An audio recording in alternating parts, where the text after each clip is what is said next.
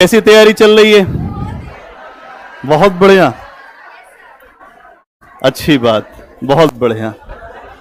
अच्छी तैयारी चलनी ही चाहिए।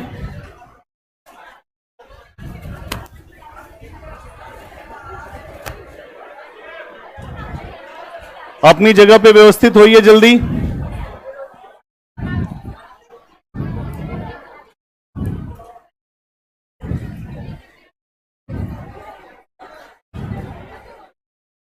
ये आंसर किसी का था, दे देना जिसका भी होगा।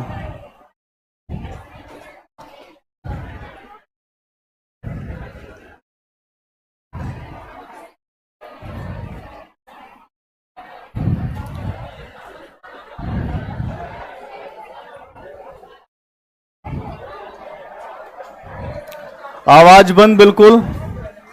कल एक बात हम लोगों ने देखा था कि बौद्ध धर्म के बारे में बहुत सारी बातों को समझ चुके थे हम। बस एक बात हमें यह समझना है कि बौद्ध धर्म का योगदान क्या रहा है और फिर उसको जैन धर्म से लिंक करना है ना। एक ही समझना पड़ेगा कि बौद्ध धर्म और जैन धर्म में जो क्या समानता रही है, उसमें क्या उनका योगदान रहा है हमारे समाज को, इसे भी देखना है। और फिर हम लोग धीरे धीरे आगे बढ़ेंगे, जो महापंदन से बात करेंगे और फिर हम लोग मौर्य साम्राज्य पे आएंगे। आवाज एकदम बंद करिए। बहुत बढ़िया है, बहुत हालचाल अच्छा है। जो good afternoon all of you, बहुत बढ़िया। देखिए, अगर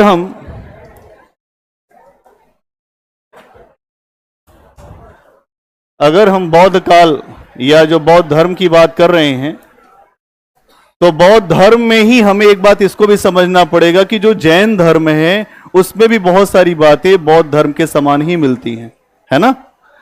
तो यहां आप इस बात को समझिएगा कि बौद्ध धर्म के अंदर ऐसी कौन सी बात है जो हमें सीखनी चाहिए। एक तो विवेकशील बनना।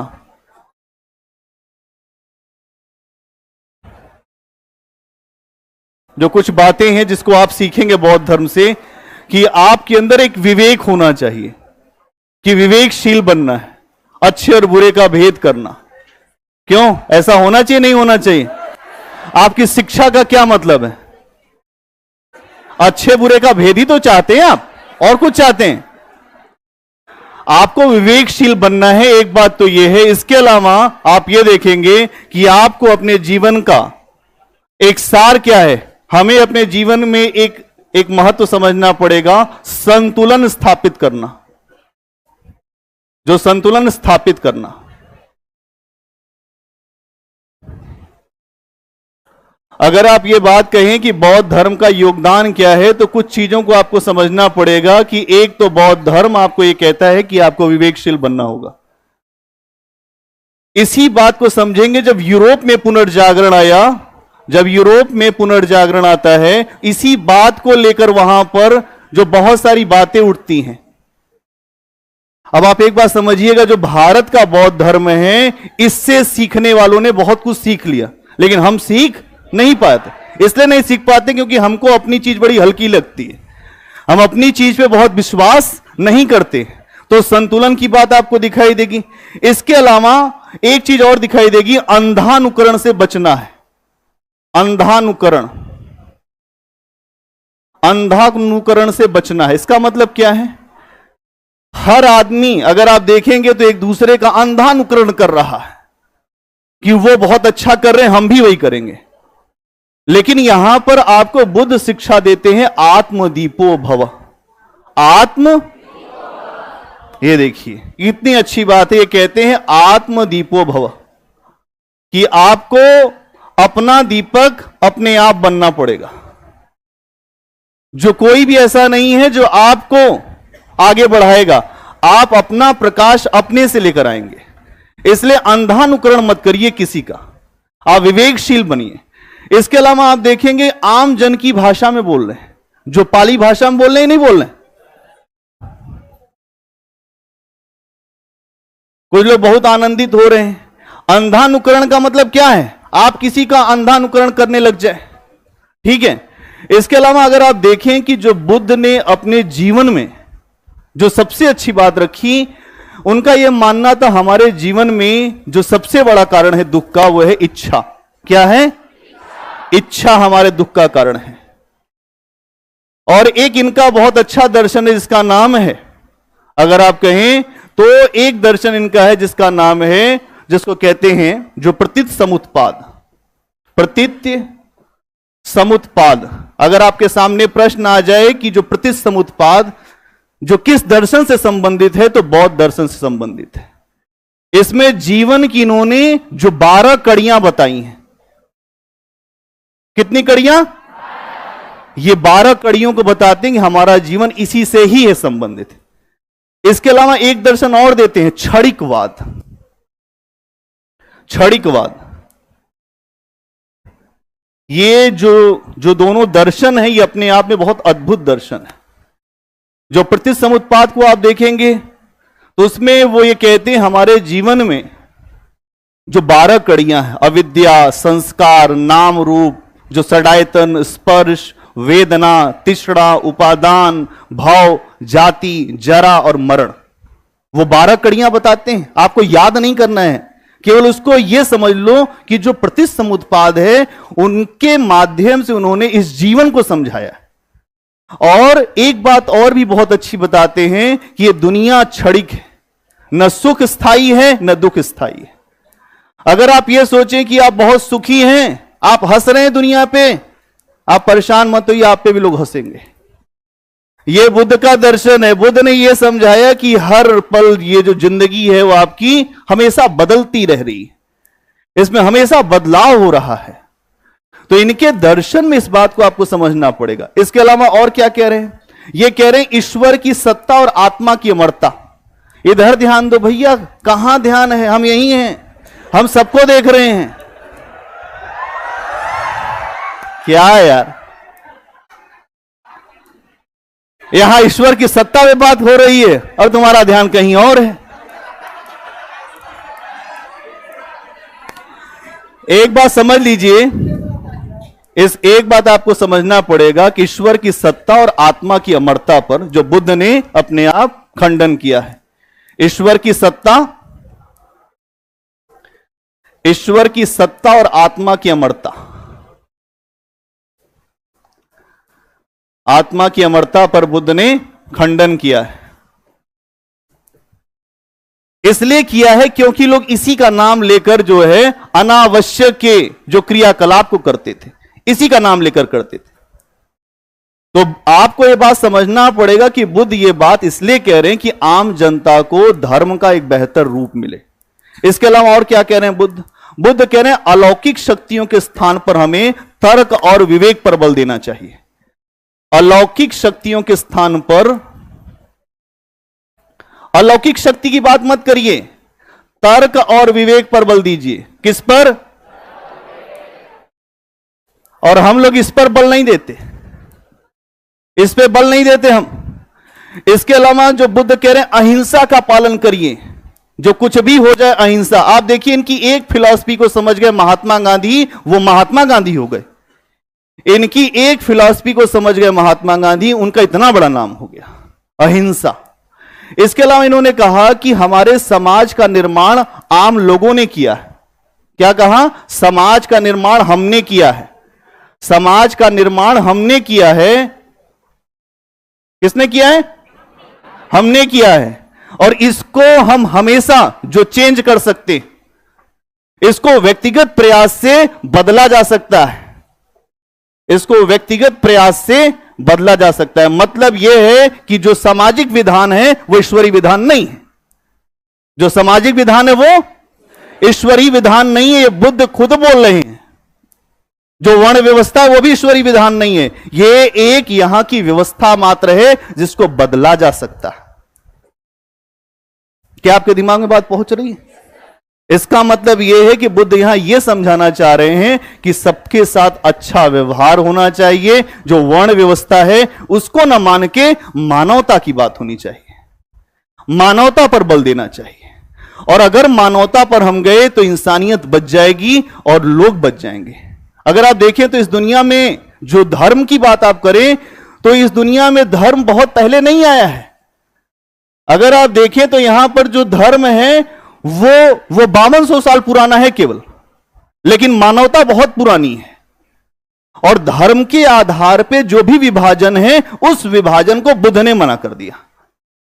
बुद्ध ने कहा कि तुम्हारी जाति अच्छी नहीं है तो तुम ईश्वर को नहीं प्राप्त करोगे, इसका मतलब तो यही है। उन्होंने कहा ये सब फालतू बातें, ये सब फालतू बातें। इसीलिए वैदिक कर्मकांड की व्यवस्था ने बुद्ध की बड़ी आलोचना किया और बुद्ध को कहा कि आप नास्तिक हैं, आप ईश्वर को नहीं जानते, आपको क्या पता ईश्वर क्या होता है। लेकिन अगर आप जब उसकी विवेचना करेंगे बुद्ध की, तो आपको समझ में आएगा ईश्वर से बड़ा, उनसे बड़ा आस्तिक कोई नहीं हुआ। इतने जबरदस्त फिलॉसफी है। अगर हम बात करें कि वर्तमान में एक प्रश्न, अगर आप यूपीएससी देंगे तो आपके सामने एक प्रश्न आ सकता है कि वर्तमान में बुद्ध की शिक्षाओं की जो क्या प्रासंगिकता है, हम बुद्ध को अध्ययन में इतना क्यों अध्ययन करते हैं। आज विश्व की जितनी समस्याएं हैं, एक प्रश्न आया भी है कि बुद्ध की शिक्षाओं की वर्तमान में जो प्रासंगिकता क्या है उस पर टिप्पणी करें। एक प्रश्न यह भी है कि आज के समय में बुद्ध के विचार जो कितने प्रासंगिक हैं उसे बताएं। अब आप समझिएगा कि बुद्ध कोई एंशिएंट टाइम के व्यक्ति नहीं है, आज भी बुद्ध के नाम पर पूरी दुनिया में राजनीति में बात होती है। जो बुद्ध, जो महात्मा गांधी, इतनी बात क्यों है इस पे? क्योंकि बुद्ध ने मानवता को एक नई सुबह दिखाई है। बुद्ध मानवता के एक नए पैरोकार हैं। और अगर आप बुद्ध को समझ गए तो आपके अंदर जो मानवीय चेतना भी जाग जाएगी कि बुद्ध ने यही समझाया है कि हर मानव एक दूसरे से प्रेम करे, क्षमा करे, जो क्षमाशील भाव होना चाहिए। इसके अलावा अगर हम लोग आते हैं जो जैन दर्शन पे, इतनी बात सबको समझ में आ गई। चलिए,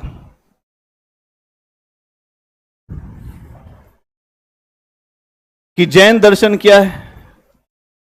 अगर आप जानते हैं तो जैन दर्शन में बहुत सारे लोग हैं जो 24 तीर्थंकर हुए हैं, है ना। 24 तीर्थंकर हुए। जो पहले तीर्थंकर कौन है ना, ऋषभदेव। फिर 23वें कौन है, ठीक। फिर जो 24वें कौन है, महावीर स्वामी। बहुत बढ़िया। अब एक बात आपको समझना पड़ेगा कि ये जो जैन धर्म है, इसमें क्या जो बौद्ध धर्म के ही समान विचारधारा है कि कुछ अलग विचारधारा है? यहां पर भी आप देखेंगे कि लगभग विचारधारा एक जैसी है, लेकिन थोड़े थोड़े आपको बदलाव दिखाई देंगे। वो बदलाव क्या है? जैसे ईश्वर पे अगर आप देखेंगे तो ईश्वर पे इनकी विचारधारा यह है कि ईश्वर के नाम पर जो ये देवताओं को मानते हैं, लेकिन जो देवता है वो इनके जो तीर्थंकर से नीचे हैं। एक बात समझना पड़ेगा, ये देवताओं की सत्ता को मान रहे, इंद्र को भी मान रहे हैं, लेकिन उनको जो तीर्थंकर से छोटा मानते हैं।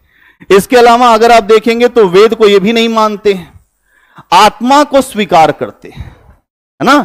आत्मा को स्वीकार करते हैं और ये कहते हैं कि दो प्रकार के जीव होते हैं, एक बद्ध जीव और एक मुक्त जीव। जो बद्ध जीव होते हैं वो इसी दुनिया में ही रहते हैं। आपको लाख कोई ज्ञान की बात बताए, बहुत अच्छी अच्छी बात बताए, लेकिन आप यहां से निकले फिर वही आपको अपनी कहानी याद आएगी। नहीं, अरे आप बुद्ध तो बुद्ध थे और महावीर तो महावीर थे, हमसे क्या लेना देना, हम क्या करेंगे बुद्ध होके। आपको समझना पड़ेगा। तो यहां इनके दर्शन में जो जीव की श्रेणी है उसमें भी दो रूप दिखते हैं, एक बद्ध जीव और एक मुक्त जीव। इसके अलावा और क्या कहते हैं? कर्म फल को स्वीकार करते हैं। ये कहते हैं हम अच्छा कर्म करते हैं तो अच्छा फल मिलेगा, और जो बुरा कर्म करेंगे तो हमको बुरा कर्म मिलेगा, उसका फल हमको बुरा मिलेगा। इसके अलावा एक इनका दर्शन है जैनियों का अनेकांतवाद। कौन सा? अनेकांतवाद। अनेकांतवाद, इसका मतलब जो सत्य है वो अलग अलग अंशों में है। एक हाथी का उदाहरण देते हैं लोग, कहते हैं एक हाथी है और एक अंधा व्यक्ति है। हाथी और अंधा है। अंधे व्यक्ति को दौड़ाओ तुम, एक बार दौड़ाए तो अंधा व्यक्ति गया, हाथी का पैर पकड़ लिया। उसने कहा भैया ये हाथी होती नहीं है, तुम हाथी मत बोलो, ये खंभा है। क्या है? ठीक। उसके बाद फिर कहा गया ऐसा है कि तुम फिर जाओ दौड़ के, तो उसने पूंछ पकड़ लिया, तो कहा ये रस्सी है, हाथी हाथी नहीं रस्सी है।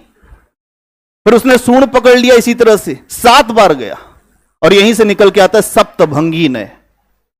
आता क्या निकल के? एक बार बोलो, सप्तभंगी नय। सप्तभंगी नय। अगर यहां से प्रश्न आ जाए तो कोई आपके दिमाग में जो जोर नहीं पड़ना चाहिए, आपको यह समझना पड़ेगा अनेकांतवाद का मतलब यह है कि सत्य के अलग अलग अंश हैं, सत्य किसी एक जगह नहीं है।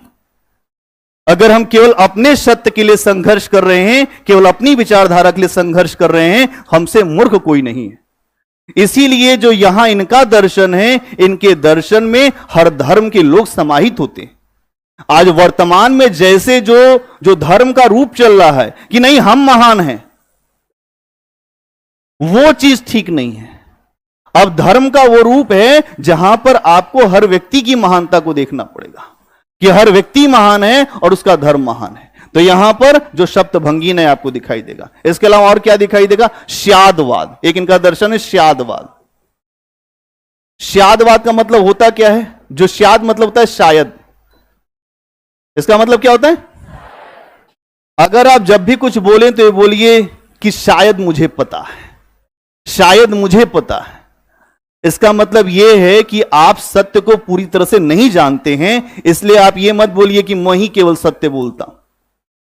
स्याद अस्ति च, शायद है, स्याद नस्ति च, वो भाई नहीं है। फिर आस्ति च नास्ति च, इसी तरह से करके अलग अलग प्रकार के रूप बताएं।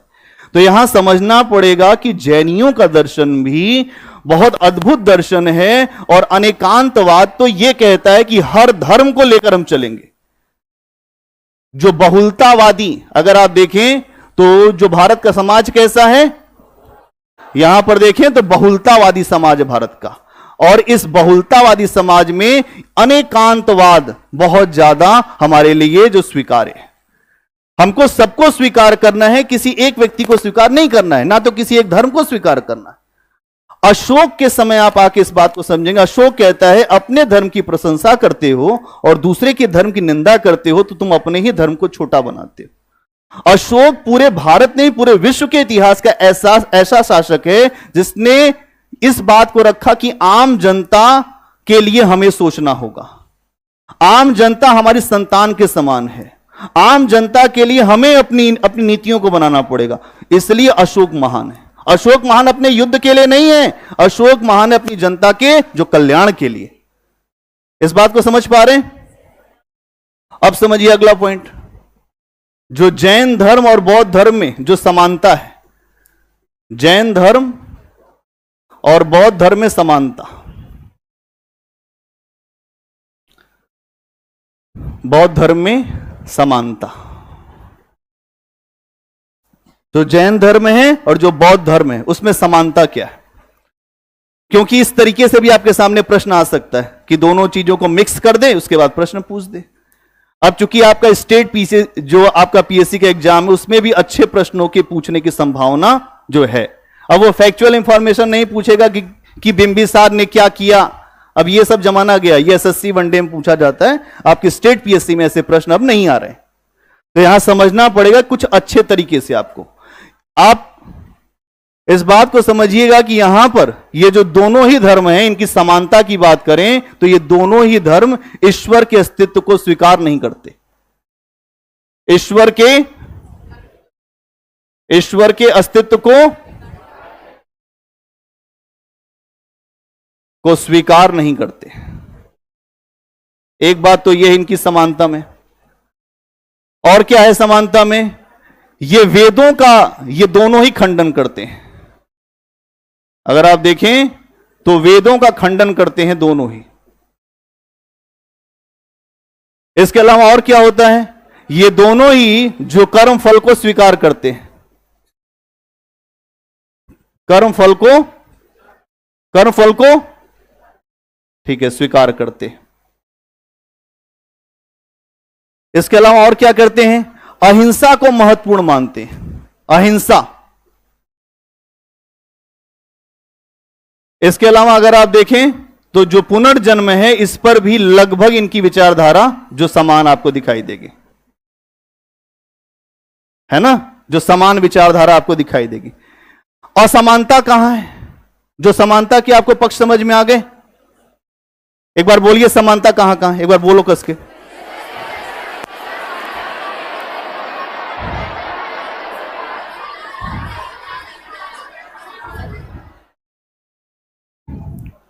चलिए बहुत अच्छा। अगला पॉइंट बनाएंगे, असमानता क्या है।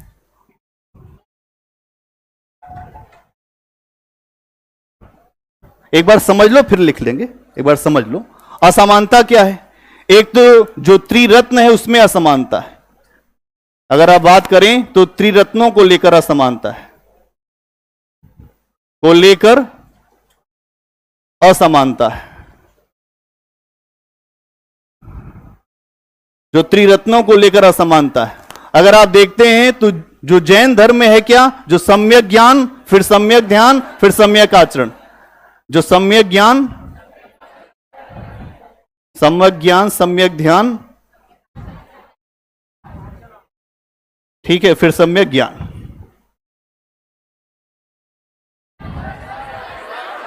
हाँ ठीक है, सम्यक दर्शन, ठीक ठीक ठीक ठीक ठीक भाई, ठीक। आचरण फिर सम्यक दर्शन, ठीक। इसमें बताऊं, इसमें क्या है, बुद्ध, संघ और धम्म। बुद्ध, संघ और धम्म। तो आप कहते हैं कि बुद्धम संघम गच्छामि, फिर कहते हैं धम्मम संघम गच्छामि, ठीक है।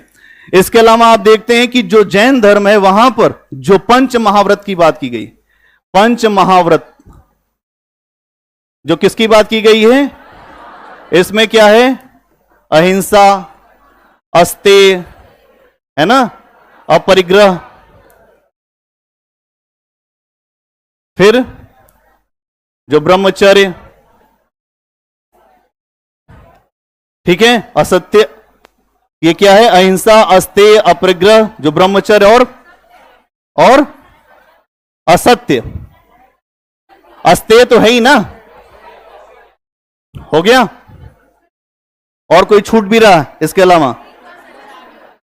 एक और छूट रहा होगा, जो सत्य छूट रहा है, सत्य, सत्य है ना, जो सत्य, अस्तेय, अहिंसा, अपरिग्रह और ब्रह्मचर्य, ये क्या है, पंच महाव्रत। ये क्या है, अब यहां पे जो बौद्ध धर्म में क्या है, अष्टांगिक मार्ग है। क्या है, अष्टांगिक मार्ग आपको है ही पता, एक बार बताइए। अष्टांगिक मार्ग जो सम्यक स्मृति, सम्यक समाधि, सम्यक ध्यान, अष्टांगिक मार्ग बताया कि नहीं बताया, एक बार बोलिए अष्टांगिक मार्ग।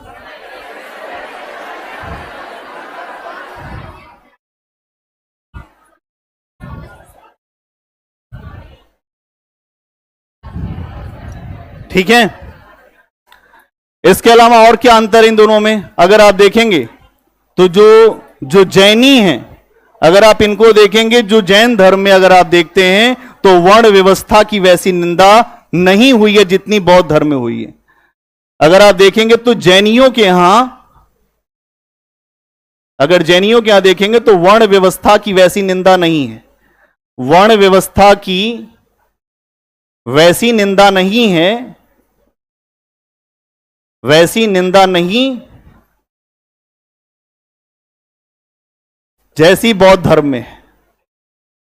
इसका मतलब यह है कि वर्ण व्यवस्था को लेकर थोड़ा इनका जो सॉफ्ट कॉर्नर है, वर्ण व्यवस्था को लेकर इनका जो सॉफ्ट कॉर्नर है ना।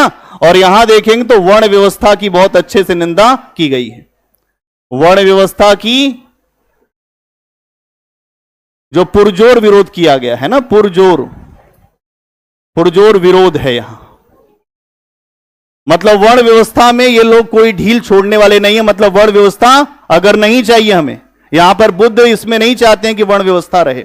इसके अलावा अगर आप देखें तो यहां पर जो जैन दर्शन है, यहां पर काया क्लेश की बात की गई है। किसकी? और यहां पर मध्यम मार्ग की बात की गई है ना। क्या समझ में आ रहा है सबको? यहां मध्यम मार्ग की बात है और यहां पर अत्यधिक अपने शरीर को गला दो, ठीक है। इसके अलावा अगर आप देखते हैं तो जो जैन धर्म है यह अहिंसा पर अत्यधिक बात करता है, अहिंसा पर अत्यधिक बात। और इसी के लिए अगर आप देखेंगे तो यह केवल जो भारत में ही सीमित रहे, भारत में सीमित रहे, अहिंसा पर अत्यधिक बात। और ये अहिंसा पर तो बात कर रहे हैं, लेकिन इसमें भी इनके यहां थोड़ा इसका जो मध्यम मार्ग रखा गया है, अत्यधिक अहिंसा की बात नहीं, यहां भी मध्यम मार्ग है हिंसा को लेकर। क्या सबको क्लियर हो रहा है? एक बार बोलिए, सबको क्लियर है? ठीक है, यहां इस बात को समझ लेंगे तो आपको एक बात समझ में आ जाएगी कि जो जैन धर्म है उसके आगे न बढ़ने के पीछे अगर आप देखेंगे तो इन्होंने देवताओं को भी स्वीकार कर लिया। एक चीज और भी है ना, ये देवताओं को भी स्वीकार करते हैं, ये देवताओं को भी स्वीकार करते हैं। और जब देवताओं को आप स्वीकार करेंगे तो इसका मतलब आपने जो वर्ण व्यवस्था की जो खंडन करने की बात कर रहे हैं, तो आप अपनी ही बात से आगे पीछे हो रहे हैं। यह समस्या है यहां। ठीक है, आपको इतनी बातें समझ में आ गई? आगे बढ़े, इसको लिख लें। चलिए,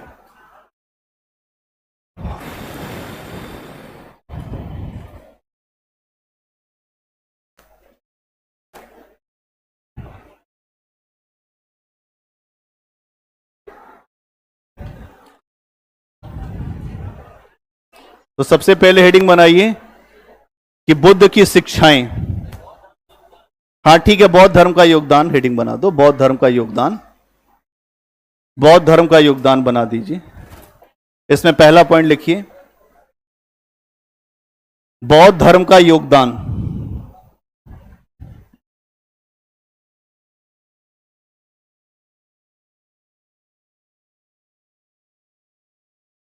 बौद्ध धर्म का योगदान, इसमें पहला पॉइंट बना दीजिए।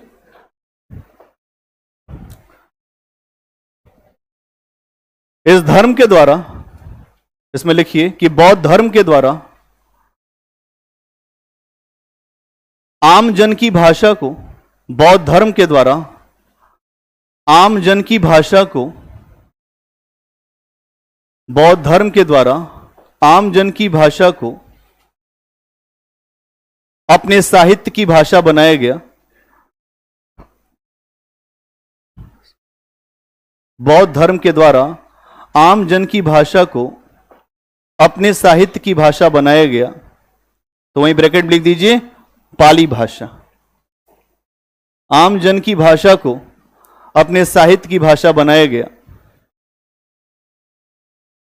अगला पॉइंट,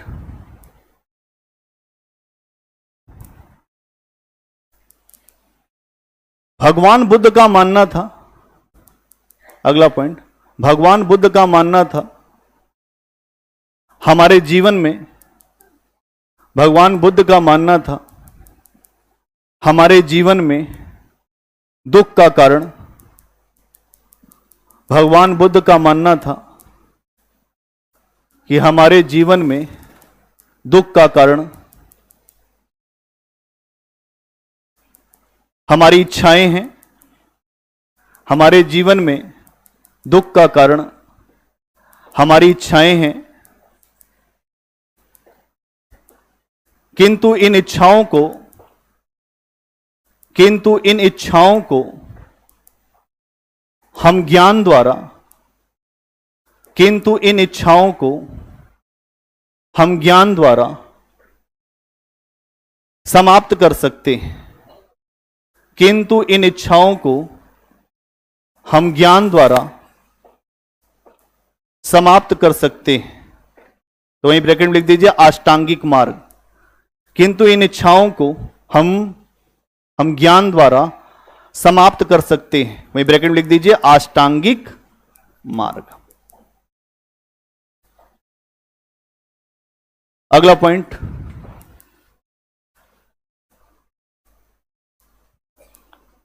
भगवान बुद्ध ने क्षणिकवाद का दर्शन दिया। अगला पॉइंट, भगवान बुद्ध ने क्षणिकवाद का दर्शन दिया। क्षणिकवाद, भगवान बुद्ध ने क्षणिकवाद का दर्शन दिया, क्षणिकवाद का दर्शन दिया। उनका मानना था कि इस संसार में, उनका मानना था कि इस संसार में सब कुछ क्षणिक है। उनका मानना था इस संसार में सब कुछ क्षणिक है। सुख और दुख स्थायी नहीं है। सुख और दुख स्थायी नहीं है। सुख और दुख स्थायी नहीं है। हो गया। अगला पॉइंट, भगवान बुद्ध ने ईश्वर की सत्ता और आत्मा की अमरता को, भगवान बुद्ध ने ईश्वर की सत्ता और आत्मा की अमरता को खंडित किया है। खंडित किया है। ईश्वर की सत्ता और आत्मा की अमरता को खंडित किया है। एक बात समझिएगा कि यह पॉइंट जो आपने लिखा है, अगर आत्मा की सत्ता को बुद्ध जो खंडित कर रहे हैं, तो जो जातक कथाएं हैं उसमें उनके पूर्व जन्म की कहानियां हैं, है ना। ये आम जनता को शिक्षित करने के लिए बुद्ध ने ऐसा किया कि आम जनता जो हमारी भोली भाली जनता है वो इन सारे आडंबरों में ना फंसे और वो बाहर निकले और धर्म का जो आसान रूप है वो उसको मिले। अगला पॉइंट बनाइए, अलौकिक शक्तियों के स्थान पर, अगला पॉइंट, अलौकिक शक्तियों के स्थान पर महात्मा बुद्ध ने अलौकिक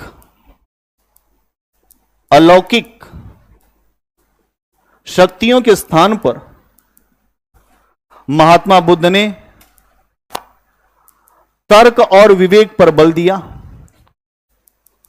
अलौकिक शक्तियों के स्थान पर महात्मा बुद्ध ने तर्क और विवेक पर बल दिया। अगला पॉइंट, इनके द्वारा अहिंसा को, इनके द्वारा अहिंसा को अपनाने की अपील की गई। इनके द्वारा अहिंसा को अपनाने की अपील की गई। इनके द्वारा अहिंसा को अपनाने की अपील की गई और अहिंसा को अपनाने की अपील कर रहे हैं ना, अपील की गई। और मृदु भाषा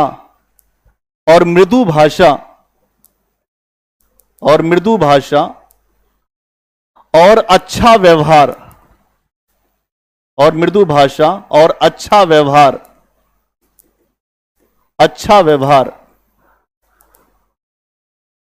करने के लिए कहा गया।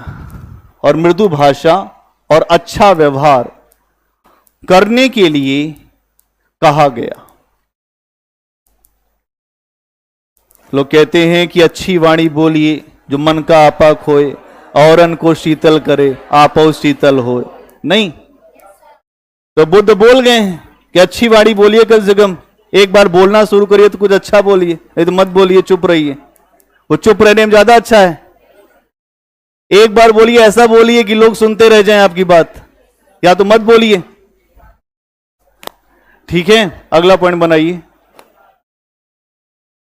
महात्मा बुद्ध का मानना था, अगला पॉइंट, महात्मा बुद्ध का मानना था कि समाज का निर्माण, महात्मा बुद्ध का मानना था कि समाज का निर्माण ईश्वर ने नहीं किया है। समाज का निर्माण ईश्वर ने नहीं किया है। समाज का निर्माण ईश्वर ने नहीं किया है। अतः इसे व्यक्तिगत प्रयास से, व्यक्तिगत प्रयास से बदला जा सकता है। अतः इसे व्यक्तिगत प्रयास से बदला जा सकता है। अगला पॉइंट,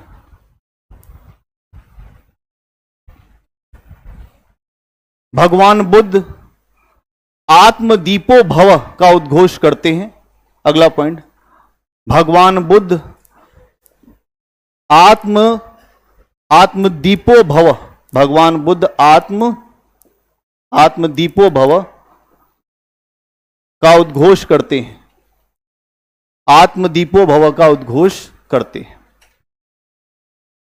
अगला पॉइंट बनाइए जैन धर्म।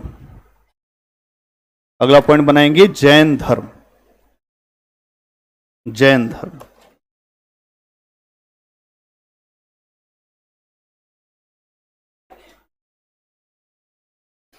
ठीक है।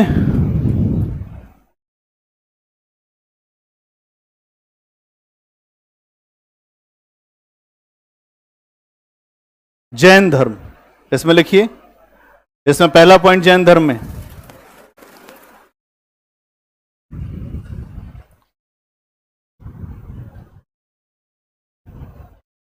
इसमें लिखिए कि जैन धर्म के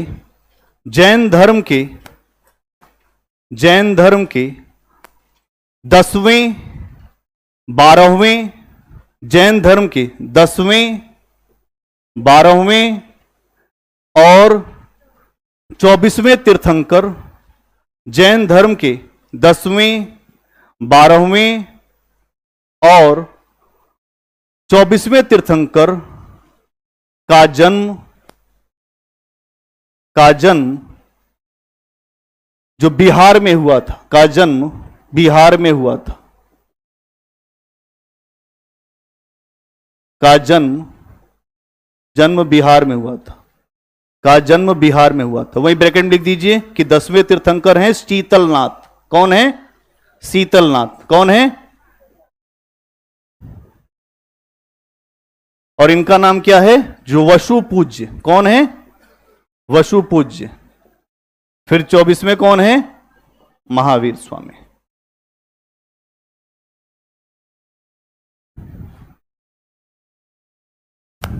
ठीक है।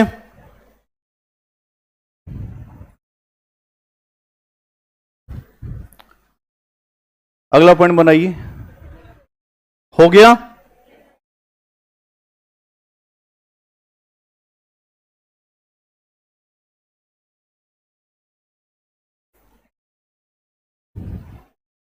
क्या बात समझ में आ गई सबको?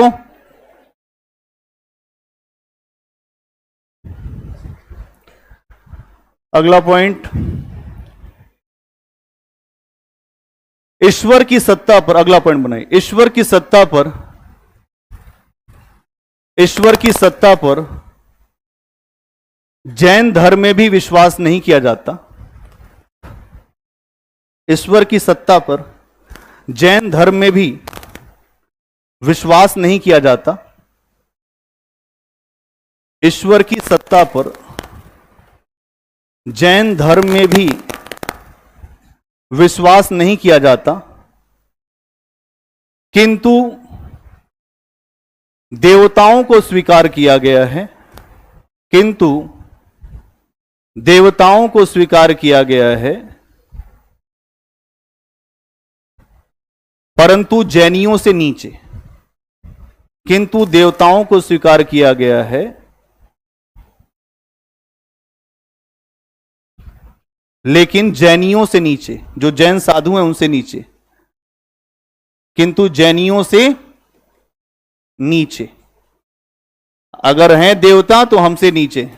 इसका मतलब इंसान देवता से ऊपर है। इसका मतलब इंसान, इसका मतलब क्या है? इंसान देवता से ऊपर है। और जो देवता है वो खुद इंसान बनने के लिए परेशान रहते कि हमको इंसान बनाओ। इंसान के पास बहुत स्थितियां हैं, अच्छा करो बुरा करो, ये बहुत अच्छा कर सकता है। और जब भी इंसानों ने अपनी साधना किया है तो देवताओं की खलबली मच गई है। इंसानों ने जब जब अपने आप की शोध किया है तो देवताओं ने हमेशा परीक्षा लिया। भाई तुम क्यों चिंता कर रहे हो इतना? तुमको लगता है इंद्र का सिंहासन खाली कराने के लिए यहां तपस्या कर रहा है इंसान? अरे यहीं पे इतनी समस्या है, उन्हीं का समाधान इंसान ढूंढ ले। इंद्र का पद हम क्या करेंगे लेके? तो क्या समझ में आ रही बात? अगला पॉइंट बनाइए। अगला पॉइंट, जो जैन धर्म में, अगला पॉइंट बनाइए, जैन धर्म में वेदों की सत्ता को भी स्वीकार नहीं किया गया है। जैन धर्म में वेदों की सत्ता को स्वीकार नहीं किया गया है। जैन धर्म में वेदों की सत्ता को स्वीकार नहीं किया गया है।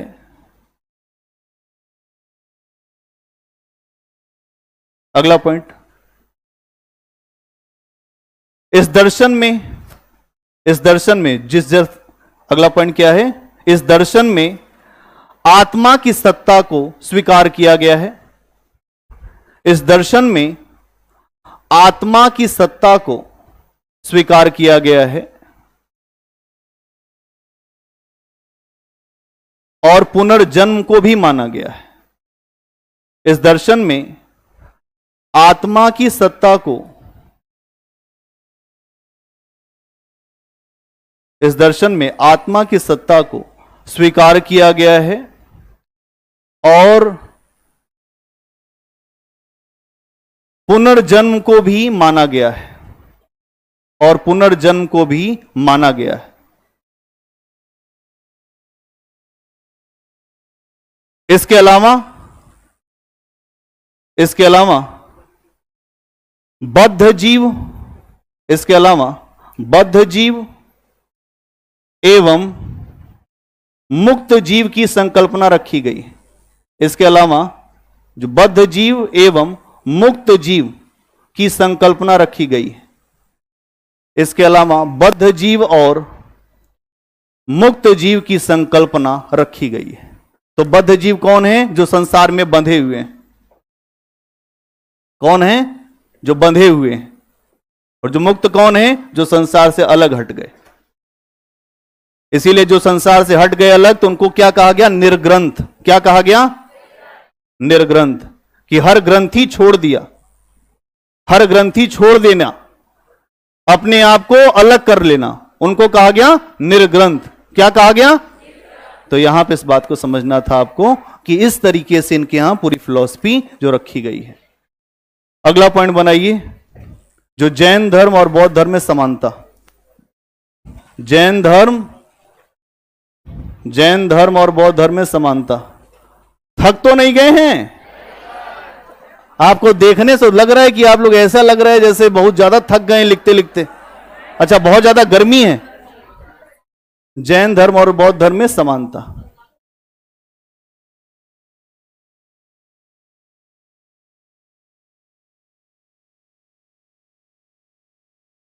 एक आपको जो बहुत अच्छी कहानी सुनाएंगे आज, जो मीराबाई की। लेकिन अभी पहले इसको समझ लो, फिर आपको कहानी सुनाएंगे मीराबाई की। अभी कहानी नहीं, हम जब सुनाना चाहेंगे तब सुनाएंगे, अभी नहीं। अभी जो हमारा टारगेट, पहले उसको अचीव करने दो। तो पहले लिखिए जो इसमें समानता की बात, जो सबसे पहले जो समानता में जो पहला पॉइंट, इन दोनों ही दर्शनों में, इसमें पहला पॉइंट लिखो समानता में। इन दोनों ही दर्शनों में ईश्वर के अस्तित्व को, इन दोनों ही दर्शनों में ईश्वर के अस्तित्व को स्वीकार नहीं किया गया है। इन दोनों ही दर्शनों में ईश्वर के अस्तित्व को स्वीकार नहीं किया गया है। अगला पॉइंट, ये दोनों ही दर्शन, इन दोनों ही दर्शनों में ईश्वर के अस्तित्व को स्वीकार नहीं किया गया है। अगला पॉइंट, इन दोनों ही दर्शनों में वेदों का खंडन किया गया है। इन दोनों ही दर्शनों में वेदों का खंडन किया गया है। इन दोनों ही दर्शनों में वेदों का खंडन किया गया है। अगला पॉइंट, ये दोनों ही दर्शन कर्म फल को स्वीकार करते हैं। ये दोनों ही दर्शन कर्म फल को स्वीकार करते हैं। ये दोनों ही दर्शन कर्म फल को स्वीकार करते हैं। अगला पॉइंट, इन दोनों ही दर्शनों में अहिंसा को महत्वपूर्ण माना गया है। इन दोनों ही दर्शनों में अहिंसा को महत्वपूर्ण माना गया है।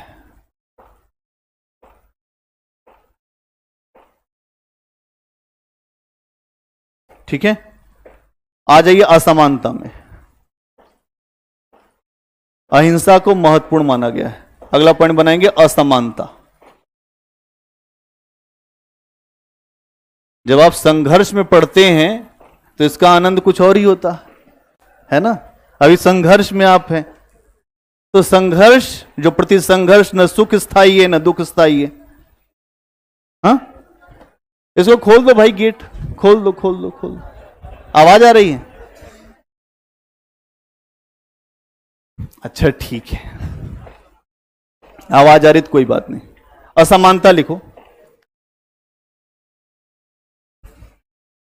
असमानता लिखिए कि जहां जैनी, इसमें लिखिए कि जहां जैन धर्म में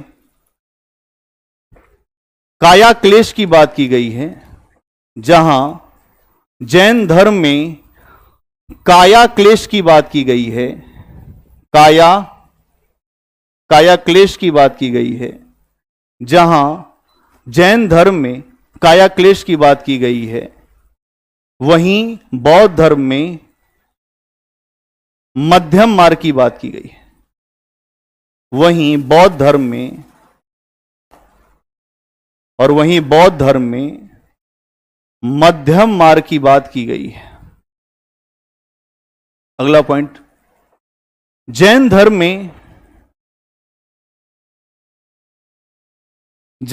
में वर्ण व्यवस्था की निंदा नहीं की गई है। जैन धर्म में वर्ण व्यवस्था की, जैन धर्म में वर्ण व्यवस्था की निंदा नहीं की गई है।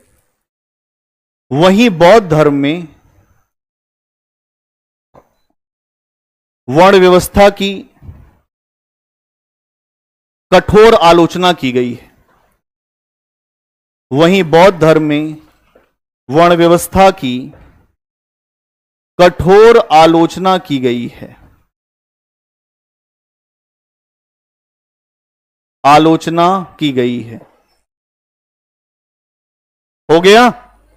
अगला पॉइंट बनाइए। अगला लिखिए कि जैन धर्म में देवताओं के अस्तित्व को स्वीकार किया गया है। जैन धर्म में देवताओं के अस्तित्व को, जैन धर्म में देवताओं के अस्तित्व को, जैन धर्म में देवताओं के अस्तित्व को स्वीकार किया गया है। वहीं बौद्ध धर्म में,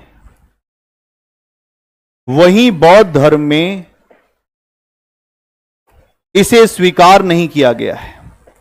वहीं बौद्ध धर्म में इसे स्वीकार नहीं किया गया है।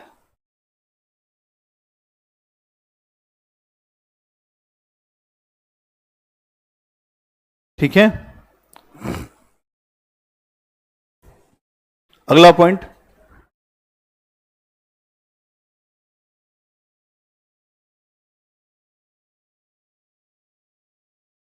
जो जैन धर्म, अगला पॉइंट बनाइए, जैन धर्म केवल भारत तक सीमित रहा।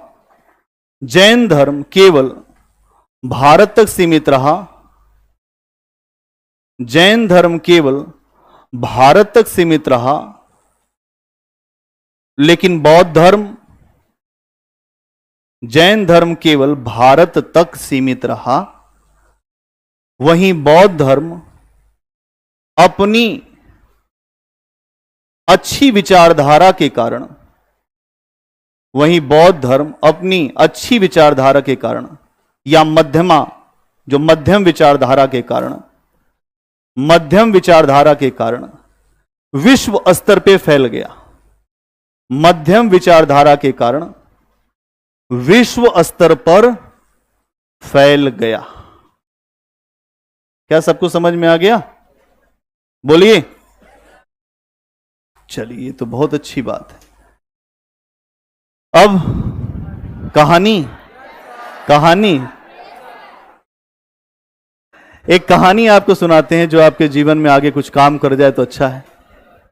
एक कहानी है एक ऐतिहासिक महिला की जिनका नाम है मीराबाई, और बहुत अच्छी महिला है, और इनके जीवन की जो कुछ घटनाएं हैं उस पे लोग आश्चर्य करते हैं कि ऐसा कैसे हो सकता है, लेकिन ऐसा हुआ, इसीलिए ये बातें होती हैं।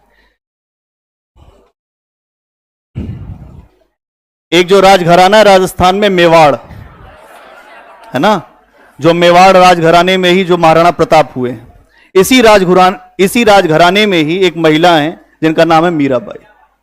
ठीक है, और इनके पति का नाम है राणा भोजराज।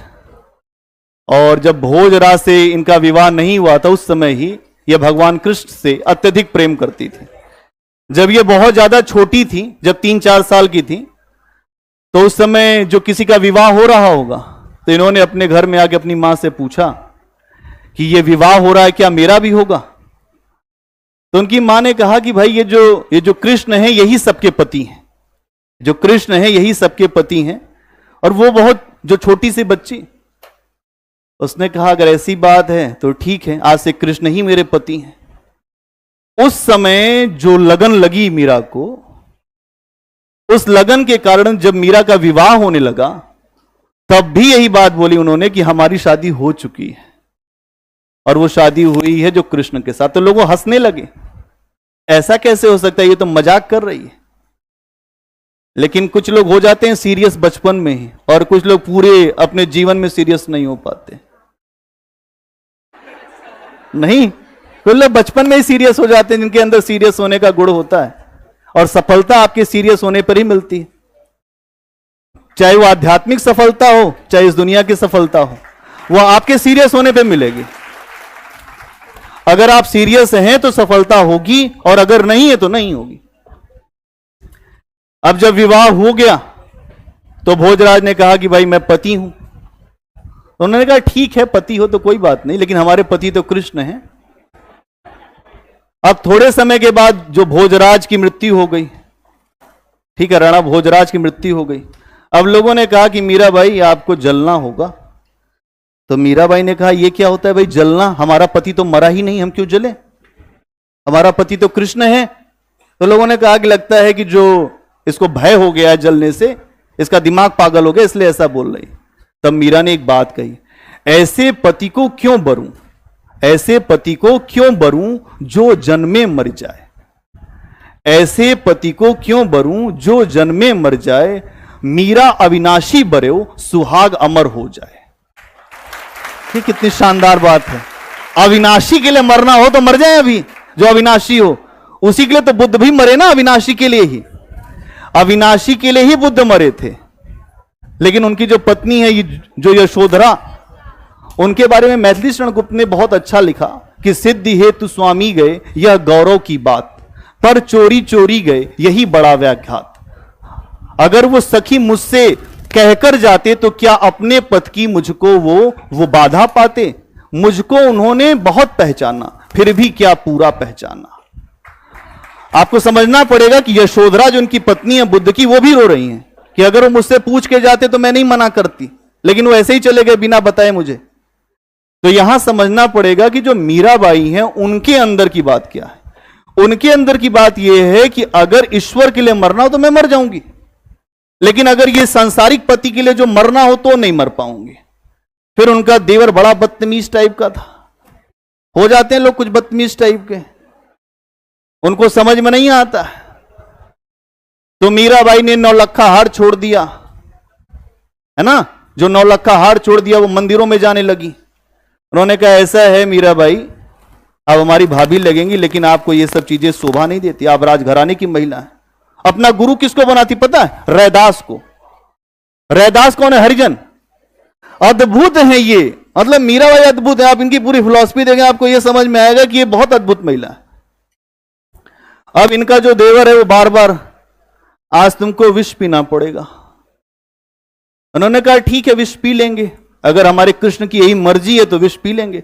अब यही अट्रैक्शन ऑफ लॉ का सिद्धांत काम करता है। अगर आप जो सम्मोहन के सिद्धांत में हैं और भगवान कृष्ण, मतलब अगर आप चाहे वो कृष्ण हो, ईसा हो, आपने जिसको अपना मान लिया उसकी शक्ति काम करने लगती है।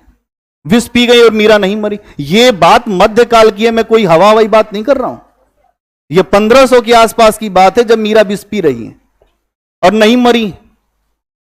तब राणा को लगा यार ये क्या अद्भुत महिला है, ये तो मरती ही नहीं, हम इसको मारने पे लगे, मर नहीं रही।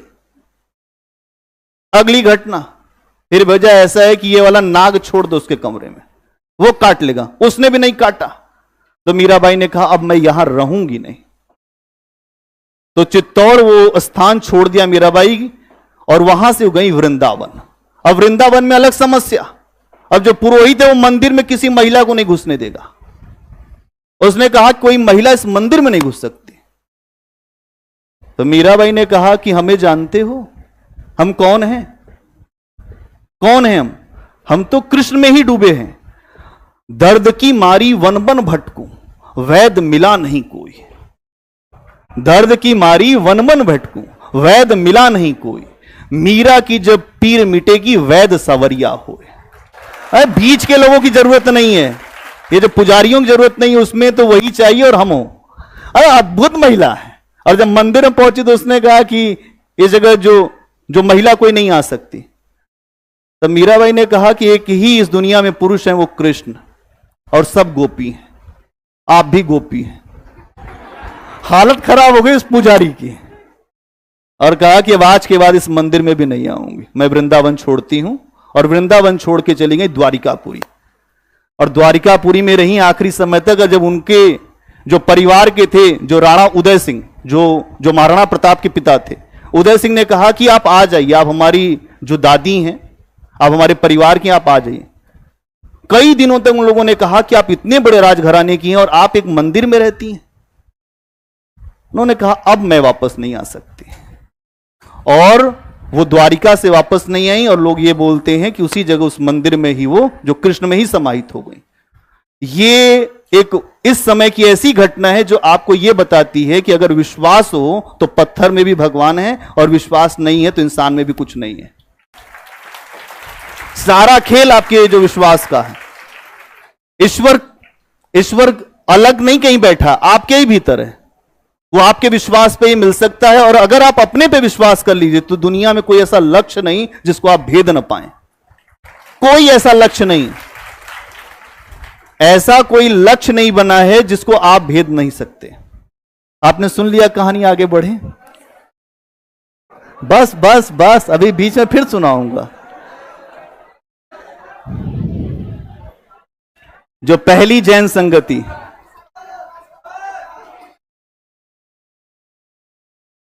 क्या कह रहे हैं? क्या? एक पर्ची पे लिख के भेज दो भैया तुम्हारा प्रश्न जो है। जो पहली जैन संगति,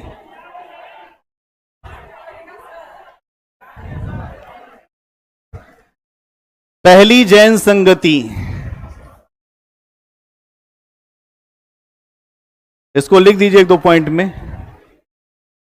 वर्ष 297 ईसा पूर्व में, वर्ष 297 ईसा पूर्व में, वर्ष 297 ईसा पूर्व में, वर्ष 297 ईसा पूर्व में चंद्रगुप्त मौर्य के समय में पहली जैन संगति हुई। वर्ष 297 ईसा पूर्व में, वर्ष 297 ईसा पूर्व में पहली जैन संगति हुई। कहां पे? पाटलिपुत्र। कहां पे? तो वहीं ब्रैकेट में लिख दीजिएगा पाटलिपुत्र। पहली जैन संगति हुई। इस संगति के अध्यक्ष स्थूल भद्र थे। इस इस संगति के अध्यक्ष स्थूलभद्र थे। स्थूलभद्र थे। इस संगति के अध्यक्ष स्थूलभद्र थे।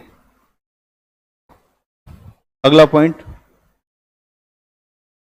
और यहां प्राकृत भाषा का प्रयोग किया गया था। और यहां प्राकृत भाषा का प्रयोग किया गया था। और यहां प्राकृत भाषा का प्रयोग किया गया था।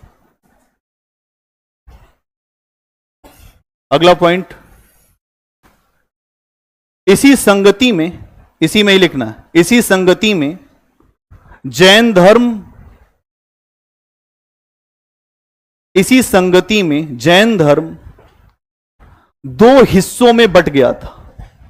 अब ये इंपॉर्टेंट कर लेना, यहां से प्रश्न आ सकता है। इसी संगति में जैन धर्म, इसी संगति में जैन धर्म दो हिस्सों में बट गया था। एक तो श्वेतांबर और दूसरा दिगंबर।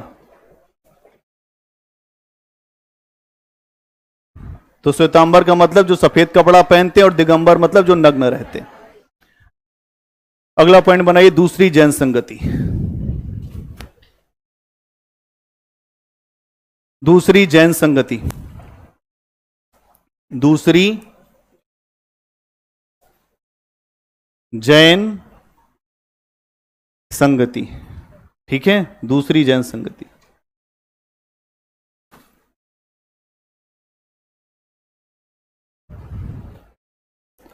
अगर आप देखते हैं तो गुजरात के वल्लभी में हुई। कब हुई? गुजरात के वल्लभी में हुई। इसमें लिख दीजिए कि दूसरी जैन संगति, इसमें लिखिए दूसरी जैन संगति गुजरात के वल्लभी में हुई। दूसरी जैन संगति गुजरात के वल्लभी में हुई। वहीं ब्रैकेट में लिख दिए 512 ईस्वी। 512 ईस्वी दूसरी जैन संगति गुजरात के वल्लभी में हुई। इस समय मैत्रक वंश का शासक भानुगुप्त था। इस समय मैत्रक वंश का शासक, मैत्रक वंश का शासक भानुगुप्त था। इस समय मैत्रक वंश का शासक भानुगुप्त था। अगला पॉइंट, इस संगति के अध्यक्ष देवाधीश्रमण थे। इस संगति के अध्यक्ष देवाधीश्रमण थे। इस संगति के अध्यक्ष देवाधीश्रमण थे। इंपॉर्टेंट करते जाना, इस संगति के अध्यक्ष देवाधीश्रमण थे। देवाधी ठीक है, देवाधीश्रमण थे। और भाषा प्राकृत थी। और भाषा प्राकृत ही थी। और भाषा प्राकृत ही थी। ठीक है, और भाषा प्राकृत ही थी। बहुत बढ़िया। अब थोड़ा सा आपको कहानी सुननी है जो नंद वंश की। नंद वंश की कहानी सुनो, और उसके बाद फिर हम लोग आएंगे आज जो मौर्य साम्राज्य पर आज ही आना है।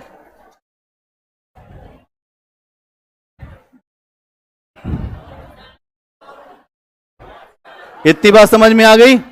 आपको नोट्स मिल गया? आ गया है नोट्स भाई, नोट्स आ गया, अभी मिल जाएगा। ये देखिए पूरा नोट्स आ गया है। नोट्स अभी मिल जाएगा, सबको मिल जाएगा, बिल्कुल बेचैन मत होइए। आज नोट्स मिल जाएगा ना?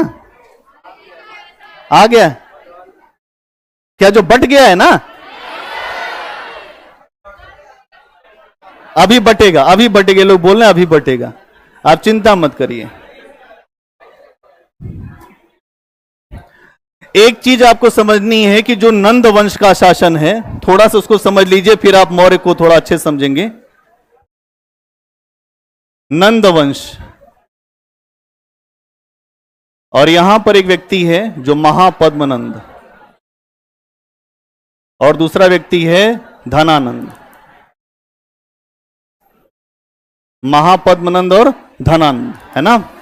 इसमें अगर आप देखें तो इनका जो समय है पूरा वो 344 से 322 ईसा पूर्व में है। जो 344 से 322 ईसा पूर्व का समय है। और एक बात समझिए, अब यहां पे थोड़ा सा रुक जाओ, ध्यान से सुनते जाओ।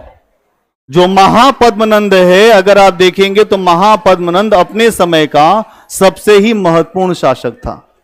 उसके बारे में एक संस्कृत का श्लोक आता है कि महानंदी तशो शुद्रा अद्भुत बलो पद्मनाम नंद। मतलब यह है कि महापद्म नाम का एक बहुत बड़ा शासक हुआ जिसने इस धरती से क्षत्रियों को विहीन कर दिया। इसको जो परशुराम का अवतार माना भी जाता है, इसको कहा गया है कि यह परशुराम था, है ना। तो महानंदी ये जो है महापद्मनंद, ये बहुत शक्तिशाली है और इसके बारे में बहुत सारी जो कहानियां जो थी, इसने पूरा जो मगध साम्राज्य को बहुत ज्यादा विस्तारित कर दिया, उत्तर पश्चिम से लेकर जो दक्षिण भारत तक विस्तार कर दिया, है ना। तो यहां इस बात को समझना पड़ेगा कि महापद्मनंद जो है, महापद्मनंद एक महत्वपूर्ण शासक था जो नंद वंश को आगे लेकर जा रहा है। लेकिन इसके ही वंश में एक ऐसा शासक आया। हमेशा कुछ लोग ऐसे होते हैं जो वंश में जो अपने ही वंश को एकदम डुबा देते हैं। यही था जो धनानंद, इसको बहुत ज्यादा इच्छा थी धन की। ये इतना पैसे का जो था लालची, अपनी आम जनता पर खूब टैक्स लगाता था, हर चीज पर टैक्स। इसीलिए इसका नाम पड़ गया था जो धनानंद। खूब धन के लिए लोलुप रहता था। एक दिन मद में अंधा था और इसके यहां आगे एक व्यक्ति चाणक्य। अब मामला बिगड़ गया यहीं से। जब तक आसान व्यक्ति को आप, जो ऐसे लोग हैं जिनका आत्मबल कम है, आप उनको कुछ भी बोलिए तो उससे आपको समस्या नहीं होगी। लेकिन अगर ऐसा व्यक्ति आ गया जिसका आत्मबल बहुत ज्यादा है, उसकी शक्ति बहुत ज्यादा है, तो फिर वो आपकी ईंट से ईंट बजा देगा। यही है चाणक्य। अब यहां समझिएगा कि ये जो व्यक्ति है, इसका अपमान होता है इसके दरबार में। और जब अपमान होता है तो इसने कहा कि ऐसा है जो धनानंद, मैं चोटी बांध रहा हूं, अब मुलाकात होगी तब, अब मुलाकात होगी तब। हाँ, अच्छा नहीं खोल दिया था, ठीक है, अपनी चोटी खोल दिया होगा। कहा कि ऐसा है जो धनानंद, अब मुलाकात होगी उस समय जब मैं तुम्हारा विनाश करूंगा। आगे बढ़ गया भाई, और आप देखेंगे कि जो धननंद है उसके खिलाफ एक पूरा माहौल बनाया गया। और जब वो माहौल बना तो एक व्यक्ति की खोज करने लगा चाणक्य कि एक ऐसा लड़का मिल जाए जो खेल कर जाए, एक ऐसा खेल हो जाए कि इतना बड़ा शासक है। अगर आप देखेंगे तो सिकंदर की सेनाएं रुक गई, इससे लड़ने की हिम्मत नहीं पड़ी। आप बात समझिएगा कि सिकंदर की सेनाओं की हिम्मत नहीं है कि जो इसकी सेनाओं से लड़ पाए धनानंद की। आप समझिएगा कि इस समय जब विष्णुगुप्त यहां पे हो रहा है तो वहीं पर जो यूनान में एक व्यक्ति हो रहा है, एक तो सिकंदर और दूसरे उसके जो गुरु हैं उनका नाम है अरस्तु। अब दो गुरुओं के जो शिष्य हैं वो आपस में लड़ेंगे एक बार। दो गुरु हैं और दोनों ही महान गुरु हैं। अरस्तु का शिष्य है सिकंदर। उसने कहा कि ऐसा है कि गुरुजी विश्व विजय करनी है, अब कोई रोक नहीं पाएगा अपने को। उन्होंने कहा यार तुम्हारे पास समय कहां है। एक्चुअल में अपने गुरु के सामने बहुत ज्यादा जो लोग अपना बखान करते हैं तो गुरु भी जानते रहते हैं। तो गुरु ने कहा कि सिकंदर इतना समय कहां है। उसने कहा एशिया जीत लिया हूं, अब आगे जीतना है सबको, अफगानिस्तान जीतना है, भारत जीतना है, अभी सब बचा काम। यार अगर नहीं जीत पाए तो, और अगर समय नहीं बचा तो क्या, ये तो मैंने इस बात पे तो एकदम विचार नहीं किया। अचानक सिकंदर लड़ता हुआ उसके पेट में दर्द हुआ। अब सोचिए वो किसी के हथियार से नहीं मरा, अपने से मर गया। उसके पेट में दर्द हो गया। 31 साल जो कुछ महीने का सिकंदर, कहां गया वह सिकंदर जिसके सामने हर व्यक्ति हाथ बांध के खड़ा रहता था। अखलीस वंश, जो यूनान में अखिलीश वंश था, अखिलीश वंश से जुड़ा हुआ था सिकंदर।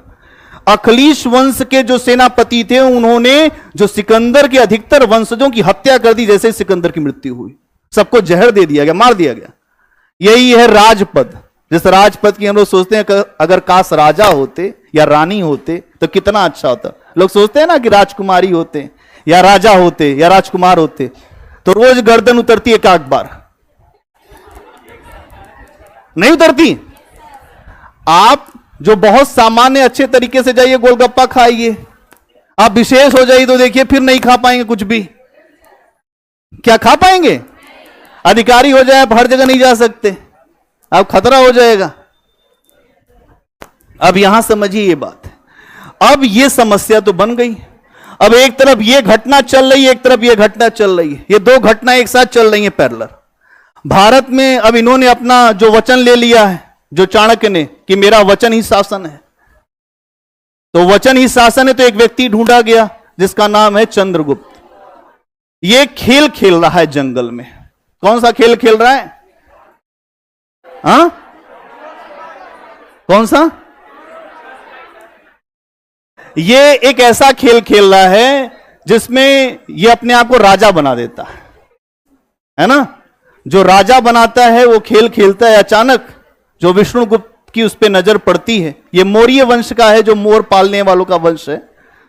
और जो मुद्रा राक्षस में इसके बारे में जो चर्चा आती है विशाखदत्त की रचना में, कि चंद्रगुप्त नाम का एक व्यक्ति है जो मौर्य वंश से जुड़ा हुआ है, उसका परिवार जो मोर का पालन करता है। अचानक जो विष्णुगुप्त है वो चूंकि तक्षशिला से पढ़ा हुआ है, जो चाणक्य का ही नाम अलग अलग मैं ले रहा हूं, कौटिल्य, विष्णुगुप्त, वो तक्षशिला से पढ़ा हुआ है, बड़ा योग्य व्यक्ति है। अगर आप बिंबिसार को देखें वो भी तक्षशिला से पढ़ा हुआ था, जो प्रसेनजीत को देखें वो भी तक्षशिला से पढ़ा हुआ था। ये सब वहीं के स्कॉलर हैं, ये सब बैचमेट थे। आप हंस रहे हैं, ये आपस में बैचमेट थे। इसीलिए तो आप देखेंगे तो जो बिंबिसार की शादी हुई थी ना उदयन के परिवार में, जो प्रसेनजीत के परिवार में, ठीक, जो प्रसेनजीत के परिवार में इसीलिए शादी हुई थी कि वो आपस में बैचमेट थे। तो यहां समझने की जरूरत यह है कि जब कौटिल्य ने जब चंद्रगुप्त को देखा तो उसको समझ में आ गया कि इस बच्चे के अंदर कुछ विशेष बात है, और विशेष बात है। उसी बात को उठाया और 1000 जो सिक्के दिया उसके परिवार के लोगों को, और यह बोला कि मैं इस बच्चे को तक्षशिला ले जा रहा।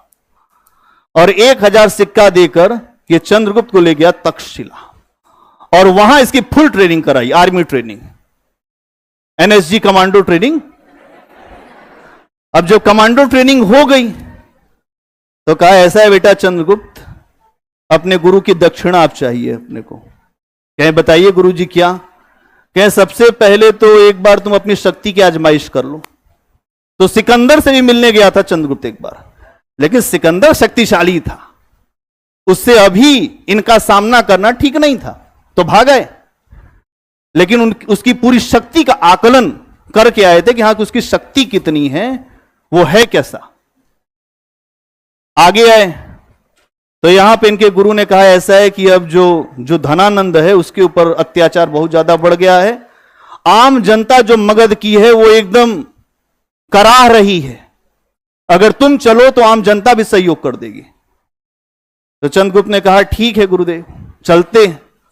उसके बाद आप जानते ही हैं पूरे जो मगध राज्य में एकदम हाहाकार मच गया। चंद्रगुप्त में यहां पे चंद्रगुप्त मौर्य ने पूरा अधिकार कर लिया, अधिकार करते हुए अपनी शक्ति का विस्तार करने लगा। और अगर आप देखेंगे तो 321 ईसा पूर्व में जो मगध की सत्ती पर विराजमान हो जाता है, 321 ईसा पूर्व में मगध की सत्ती पर यह जो विराजमान होता है, और यहीं से मौर्यों का शासन शुरू होता है जिसमें अशोक जैसा महान शासक भी आया है ना। मौर्य शासन जो है आप देखेंगे तो 321 से लगभग 185 बीसी तक चलता। अगर आप बात करें मौर्य साम्राज्य की, एक कहानी और सुनाता हूं उसके बाद इस पे आते हैं।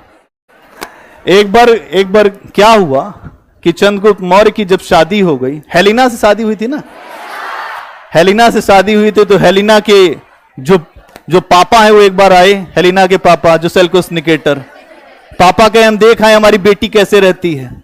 तो तो 2 महीना आके यहां रुक गए पाटलिपुत्र। जो कितने महीने? 2 महीने। अब वो 2 महीने रुक गए पापा जी। अब वो एक देश के राजा हैं और यहां रुक गए।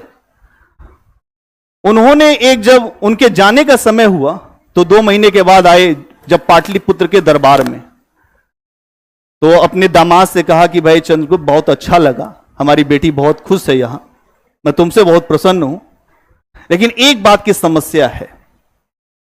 तो पूछे बताइए, आप इतने समय से रह रहे हैं कि यहां क्या समस्या? हमारे ससुर को समस्या? कह यार ऐसा है कि जब भी मैं कहीं जाता हूं तो मुझे लगता है कि कोई मुझे अगल बगल से देख रहा है। मुझे ऐसा लगता है हर जगह से लोग जो मेरे ऊपर जो निगाह बना के रखी गई, मेरी जासूसी होती है। चंद्रगुप्त मौर्य एकदम नाराज हो गया दरबार में, कहा कौन है ऐसा जो मेरे ससुर की जासूसी कराता है? आज मैं उसकी गर्दन उतार दूंगा। तब तक विष्णुगुप्त, आप जानते ही, जो ये सब काम वही करेगा जो खलीफा टाइप का व्यक्ति होगा। तो निकल गए, कैसे ऐसा है हुजूर, आप राजा हो गए हैं, हमने ही कराया। आप एक देश के राजा भी हैं और हमारे देश की सुरक्षा भी है और राष्ट्रीय हित भी है। अगर कोई एक विदेश का राजा हमारे देश में आया है, वो किससे मिलता है, वो क्या बात करता है, वो अलग अलग स्थान पे जाता है, उसकी पूरी जानकारी मुझे होनी चाहिए। यह है विष्णुगुप्त। क्या बात समझ में आई? विष्णुगुप्त अगर राज्य की बात आ जाएगी तो अपने राजा की भी सुनने वाले नहीं। राज्य ही महान है, यह विष्णुगुप्त ने बताया है। राजा महान नहीं है, राजा को राज्य को महान बनाने के लिए काम करना पड़ेगा। इसीलिए अशोक जैसा व्यक्ति आता है इसमें। मौर्यों की फिलॉसफी, जिसकी जड़ अच्छी होती है वहां पौधा अच्छा निकलता है, और जिसकी जड़ अच्छी नहीं वहां पे लोग भी खराब ही निकलते हैं। जब आपने बबूर का पेड़ बो दिया तो आम नहीं खा पाएंगे। खा पाएंगे? अगर आम खाना है तो आम लगाना पड़ेगा। तो आम का पेड़ लगाया है यहां पे चंद्रगुप्त मौर्य ने, लेकिन उस आम के पेड़ को खाद देने का काम किया विष्णुगुप्त ने। तो विष्णुगुप्त की कहानी बड़ी अद्भुत है। और अभी आप देखेंगे कि वो सप्तांग सिद्धांत देते हैं कि राजा के लिए 7 सिद्धांत। आगे चर्चा करेंगे। अभी आप इतनी बात समझिए कि मौर्य साम्राज्य को समझने के लिए आपको एक जो लंबी यात्रा करनी पड़ेगी, जो 321 ईसा पूर्व से स्टार्ट होगी और 185 ईसा पूर्व तक चलेगी। एक लंबा समय है जो भारत के इतिहास के कालखंड में, और इसमें बहुत सारी चीजें आपको देखनी। एक तो स्रोत,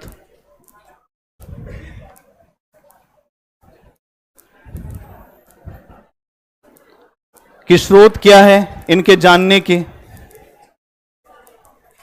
इसके अलावा आप देखेंगे कि कुछ महत्वपूर्ण शासक कौन से हैं। आपस में बातचीत क्यों हो रही भाई?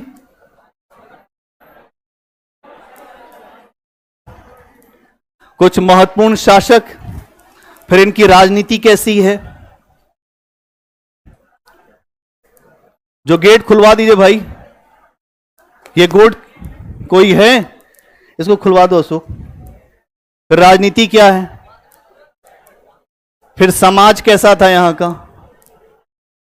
फिर यहां की अर्थव्यवस्था कैसी थी,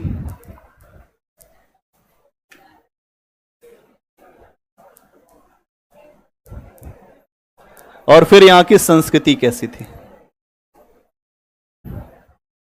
इतने एंगल्स पे हम समझेंगे। क्या सबको समझ में आ रहा है? इतने एंगल्स पे हम लोग मौर्य साम्राज्य को समझने का प्रयास करेंगे। अगर आप देखेंगे तो स्रोत में भी अलग अलग प्रकार के स्रोत मिलेंगे। एक तो आपको देशी स्रोत मिलेगा जो इस देश का है। अगर आप इसको भी अलग करना चाहें तो साहित्यिक स्रोत और पुरातात्विक स्रोत।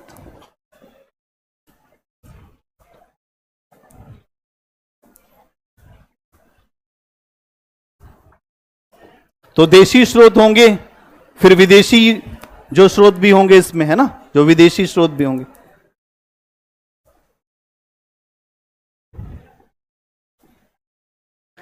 इसके अलावा आप देखेंगे कि जो सिकंदर के समय के जो लेखक आए विदेशी, उनके द्वारा, फिर जो मेगस्थनीज व्यक्ति आया है जो सेल्युकस निकेटर के द्वारा, उसके द्वारा, फिर जो मौर्य काल के जो बाद के जो विवरण है उनसे भी, जो सिक्के मतलब बहुत सारे स्रोत हैं यहां पे, बस इतनी बात समझ लो, अभी लिखेंगे तब समझ लेंगे। अभी आप समझना कि यहां पे जो महत्वपूर्ण लोग हैं उनके बारे में, उनकी राजनीति के बारे में, उनके समाज के बारे में, उनकी अर्थव्यवस्था के बारे में, उनकी संस्कृति के बारे में हम लोग देखेंगे। अगर आप देखेंगे तो यहां पे मुद्रा राक्षस भी आपको दिखेगा, है ना। जो मुद्रा राक्षस है तो ये किसका है? विशाखदत्त। इसके अलावा आप देखेंगे तो आपको दिखेगा जो 10 कुमार चरित्र, 10 कुमार चरित्र, 10 कुमार चरित्र, यह रचना किसकी है? जो दंडिन की रचना। किसकी है? दंडिन की रचना है। इसके अलावा आप देखेंगे यहां पे स्रोत और क्या मिलेगा? रास तरंगणी, रास तरंगणी, यह किसका है? कल्हण। बहुत बढ़िया। इसके अलावा और क्या देखेंगे? जो मेगस्थनीज के विवरण भी देखेंगे आप पे ना, जो विदेशी जो मेगस्थनीज है, इसकी पुस्तक क्या है? इंडिका। इंडिका से भी आप देखेंगे। इसके अलावा आप देखते हैं कि यहां पर अगर हम लोग सबसे पहले इसी से बात करें, इंडिका से ही बात कर ले कि मेगस्थनीज की इंडिका में है क्या क्या। अगर आप देखते हैं तो मेगस्थनीज कौन है पहले ये बताओ। ये राजदूत है। किसका? सेल्यूकस निकेटर का। अब चूंकि अपनी बेटी की शादी किया तो कहा ऐसा है कि अपना राजदूत भी भेज देते हैं। जो पहले ऐसा होता था कि अपनी बेटी की शादी कर देते तो 1-2 दासियां भेज देते थे लोग कि इसके साथ जाओ। नहीं होता, ये सब होता था पहले, अब ये सब काम खत्म हो गया। पहले ये सब होता था। अरे मंथरा आई थी, वो तो कहानी बात की है। तो यहां आप समझेंगे कि जो मेगस्थनीज है वो सेल्यूकस निकेटर का राजदूत था और इसकी पुस्तक का नाम क्या है? इंडिका। इसकी पुस्तक का नाम इंडिका में आप देखेंगे कि ये जो मौर्य साम्राज्य के इतिहास को जानने की एक बहुत ही अच्छी पुस्तक है, जिसमें मौर्य साम्राज्य का इतिहास हम समझ पाते हैं। क्यों? क्योंकि एक ऐसे व्यक्ति के द्वारा लिखी गई है जो खुद जो यहां का नहीं है, एक विदेशी व्यक्ति है। तो विदेशी व्यक्ति है तो निरपेक्ष रहने की संभावना है कि वो निरपेक्ष ही रहकर लिखेगा। तो निरपेक्षता की बात इसलिए भी हम मानते हैं। और दूसरा, मौर्यों के नगर प्रशासन के बारे में, सैन्य प्रशासन के बारे में इंडिका सूचना देती है। जो मौर्यों का जो नगर प्रशासन था, मौर्यों का नगर प्रशासन और उनके सैन्य प्रशासन के बारे में यहां सूचना मिलती है। इसकी सूचना मिलती है। इसके अलावा आप देखेंगे कि यहां पर एक बात और इस बात को भी समझाया गया कि जो पाटलिपुत्र है वहां का प्रशासन 6 समितियों के माध्यम से होता था। ये इस बात को कह रहा है कि पाटलिपुत्र का प्रशासन 6 समितियों के माध्यम से होता था, के माध्यम से होता था। 6 समितियां थी और हर समिति में अगर आप देखेंगे तो 5 सदस्य थे। कितने? 5 सदस्य। इसका मतलब 30 लोग मिलकर जो पाटलिपुत्र का प्रशासन चलाते थे। इसका मतलब तो यही हुआ कि 30 लोग मिलकर जो पाटलिपुत्र का प्रशासन चलाते थे। अब एक बात और समझना पड़ेगा, ये इस बात को कह रहा है कि भारत में अकाल नहीं पड़ता था। इस बात को तो हम नहीं मान सकते। क्यों? क्योंकि खुद जो चंद्रगुप्त मौर्य अकाल के ही कारण गया था। यह कह रहा अकाल नहीं पड़ता था यहां भाई। इसका मतलब कि इसका दिमाग थोड़ा हल्का टाइप का था। इसका दिमाग थोड़ा हल्का रहा होगा। इसके अलावा यह कहता है कि भारत में दास प्रथा नहीं थी। अब देखिए इसके कुछ जो सीमाएं हैं, यह कहता है भारत में दास प्रथा नहीं थी। थी कि नहीं? इसके अलावा कहता है कि भारत में जो, अगर आप देखेंगे तो इसके द्वारा यह कहा जाता है भारत में जो 7 जातियां थी। कितनी? 7 जातियां। कितनी? लेकिन यहां पर हम जानते कितनी? 4। तो कुछ इसकी सीमाएं भी हैं। इसकी हर बात को हम स्वीकार नहीं कर सकते। अब आ जाइए कौटिल्य पर। कौटिल्य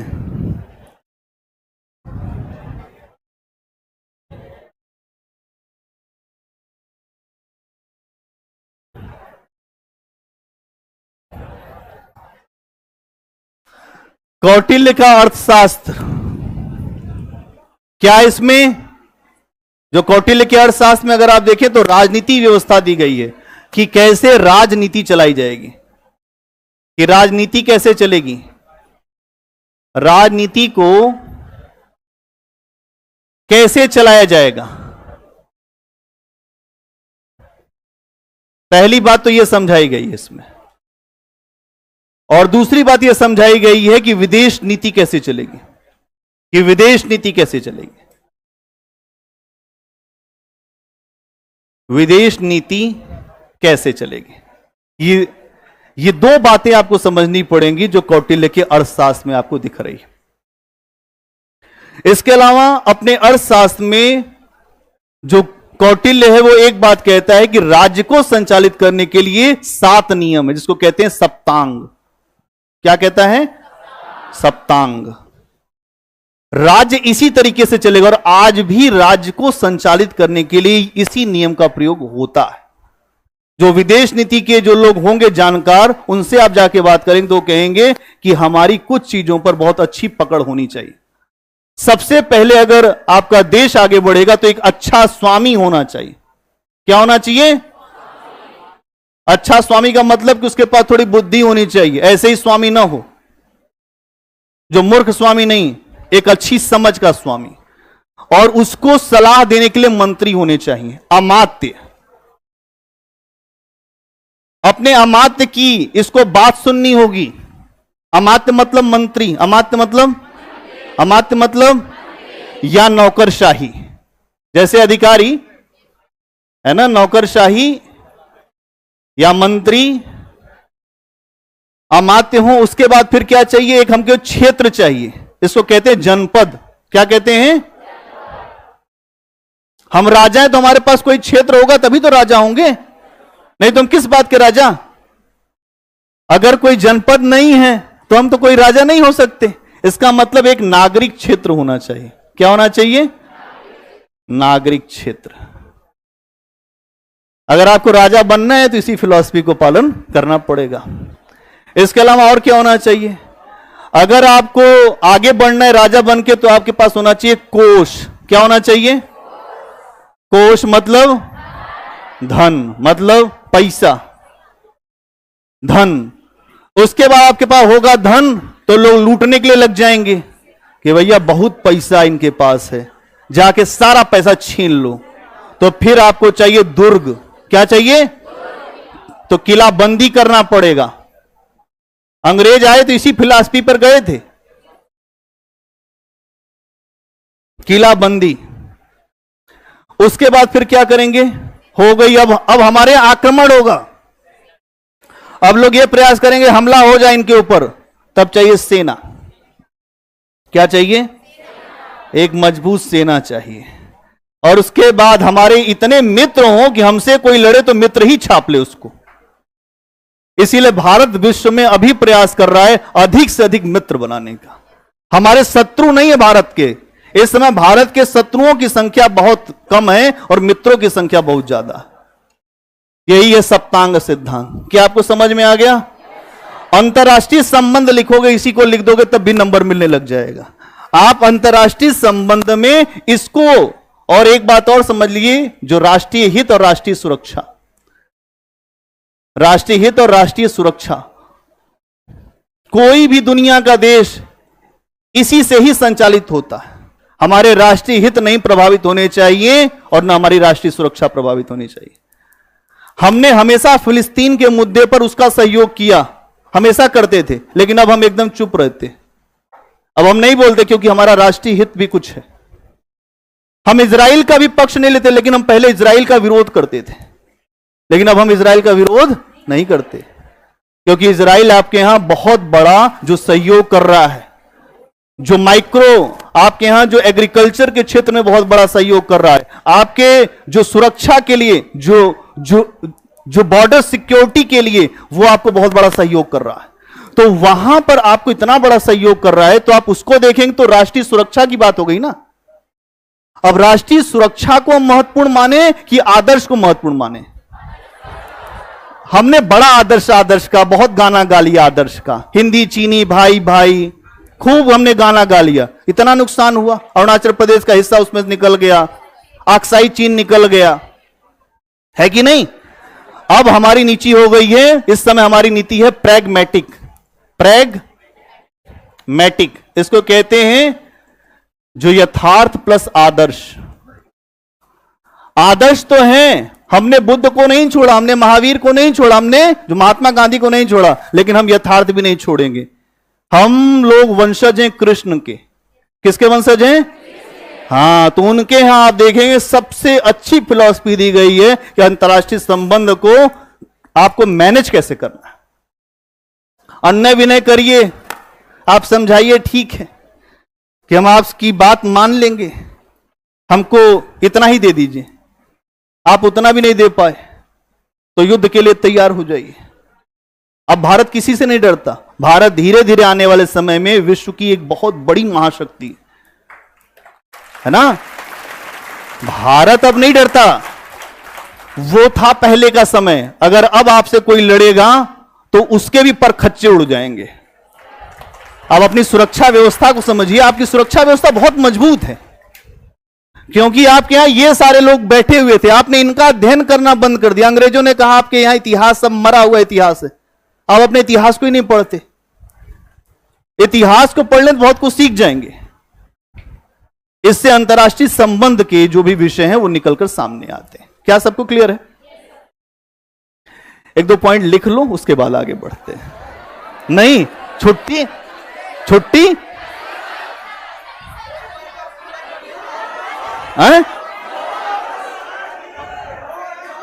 इकट्ठे पूरा कर लेंगे। बहुत बढ़िया, बहुत बढ़िया। अभी छुट्टी नहीं, आधे घंटे और रुक जाते हैं।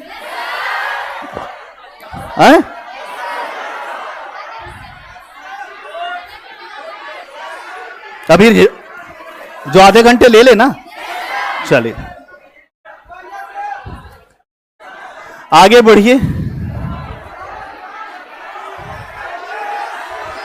थोड़े देर रुक जाओ, कहते हैं कि जो आराम से रुक जाओ थोड़ी देर, और जो 15-20 मिनट रुक जाओ। एक दो कहानी सुना देंगे।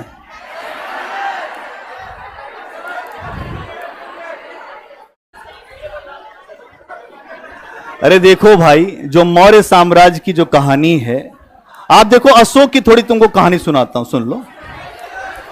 अशोक जो है ना, अद्भुत व्यक्ति है। अशोक का एक नाम मिलता है कामाशोक, एक नाम मिलता है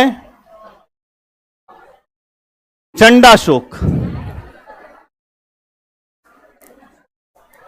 अशोक को अगर आप देखेंगे तो एक बहुत अद्भुत व्यक्ति है इसी जो मौर्य काल में। जो कुछ लोग का मन नहीं लग रहा है क्या? क्यों हिल रहे हो भाई?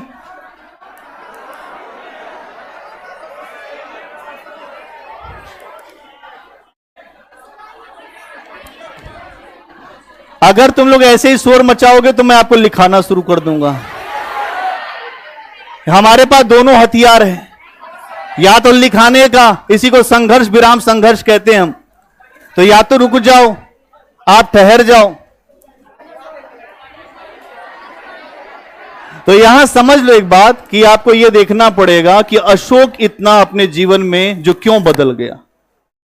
एक व्यक्ति का मन कैसे बदल जाता है, अशोक के बदलने की प्रक्रिया क्या है और उसमें बुद्ध का योगदान क्या है। एक छोटी सी बात सुन लो, आगे चल के इसको पूरा जो कंक्लूड करेंगे। अशोक अपने जीवन में अगर आप देखेंगे तो उसके पिता जो बिंदुसार हैं, अमित्रघात नाम था बिंदुसार का, उसकी उपाधि अमित्रघात। अमित्रघात एकदम पसंद नहीं करता था इसको, अशोक को एकदम अशोक को पसंद नहीं करता था। वो अपने पुत्र जो सुसीम को गद्दी देना चाहता था, है ना, सुसीम को। लेकिन जो नियति को मंजूर होता वही है।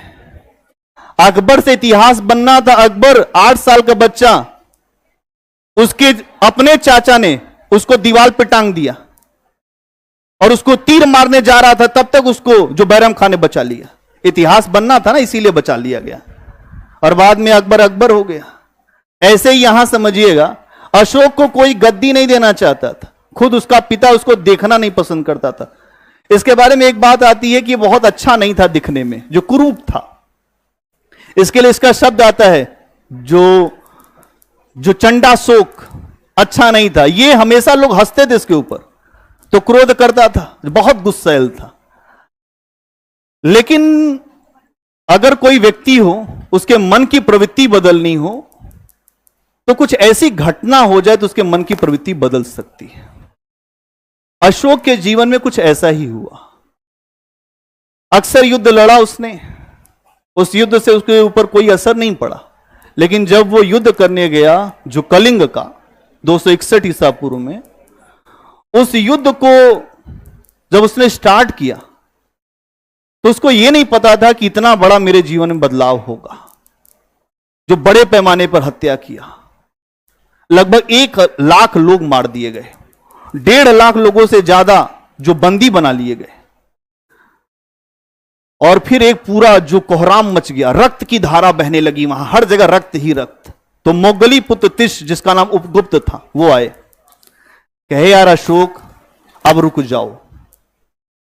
जैसे वहां पे बुद्ध ने अंगुली मार को कहा था, वैसे यहां पर उपगुप्त ने अशोक को कहा कि अब रुक जाओ।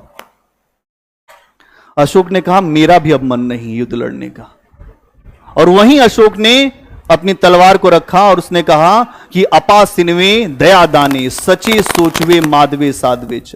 इसका मतलब क्या है कि आज से मैं अपने जीवन में बड़ा बदलाव करूंगा और धम्म घोष की शरण में जाऊंगा, भेरी घोष को आज के बाद नहीं करूंगा। धम्म घोष, इसी जगह से एक नीति आती है धम्म नीति। क्या अशोक की धम्म नीति क्या है? तो वो बौद्ध धर्म की नीति है? नहीं, उसके अपने बदलाव की नीति है। अशोक ने जो बौद्ध धर्म को अपने शासन आया युद्ध करने के बाद, तो वो 2 साल तक बौद्ध धर्म को अपनाता नहीं है, उसके बाद अपनाता है। तो यहां समझना पड़ेगा कि अशोक के जीवन में जो बदलाव हुआ, वो बदलाव आंतरिक रूप से बदलने का है। और अगर आप अंदर से बदल जाएं तो फिर आपका जीवन बड़ा अच्छा हो सकता है। हर व्यक्ति अपने आप को जो बाहर से बदलना चाहता है, बाहर से मत बदलिए, अंदर से बदल देंगे तो अशोक आप हो जाएंगे। अंदर से बदल देंगे तो आप ही के अंदर वो सारी सत्ता है कि आप लोगों को कुछ दे सकते हैं। और वही अशोक जिसके बारे में इतनी आलोचनाएं होती थी, जब वो आम जनता के कल्याण के लिए आया तो उसको महान शासक माना गया। उसने ये कहा कि ये आम जनता जो मेरी अपनी संतान के समान है, जैसे एक पिता अपने पुत्र के लिए, अपने पुत्री के लिए चिंतित रहता है, वैसे मैं अपनी संतान के लिए चिंतित हुई हूं। यह अशोक की फिलॉसफी है। अशोक ऐसा जो पहला शासक है भारत के इतिहास में जिसने अपनी जनता को अपने संतान माना है। ये जो कल्याणकारी स्टेट की बात होती है ना, आज स्टेट उतने कल्याणकारी अपने आप को ये हैं जो बोल रहे हैं, लेकिन अशोक ने उस समय बोल दिया जब उसके ऊपर कोई अंकुश नहीं था। उस समय बात बोलता है तो महानता है। क्या आपको बात समझ में आ रही? अशोक की महानता इसलिए है कि अशोक ने उस समय अपनी जनता को अपनाया। उसके अभिलेख कहते, उसने कहा कि मैंने जो धर्म महामात्रों की नियुक्ति किया, मैंने जो रज्जुक की नियुक्ति किया, और मैं हमेशा अपने राज्य में इस बात की सूचना देखता हूं कि मेरे राज्य में जो व्यवस्थाएं कैसी चल रही। उसने कहा अपराधियों के लिए, अगर अपराधी जेल में अच्छा काम करते तो उनको उनके समय से पहले छोड़ दिया जाए। उसने कहा हॉस्पिटल बनवाएंगे, इंसानों के लिए नहीं, जो इंसान के लिए तो है ही है, जो जानवर उनके लिए भी हॉस्पिटल बनवाने की बात करता है। अशोक की महानता समझ में आ रही? वो जानवरों के लिए हॉस्पिटल बनाने की बात करता है, अभ्यारण्य की बात करता है कि अभ्यारण्य ऐसे क्षेत्र बनाए जाए कि जहां पर ये जानवर आराम से रह पाए। वो कहता है कि मैंने ये महसूस किया कि जानवरों की हिंसा जो हत्या नहीं होनी चाहिए, इसलिए मैं अपने राज्य में इनकी हिंसा बंद कराता हूं। तो आपको समझना पड़ेगा कि अशोक की महानता के पीछे बहुत सारे विषय हैं, आगे चर्चा करेंगे। चलो आज रहने दो, आराम से निकले, आराम से आराम से।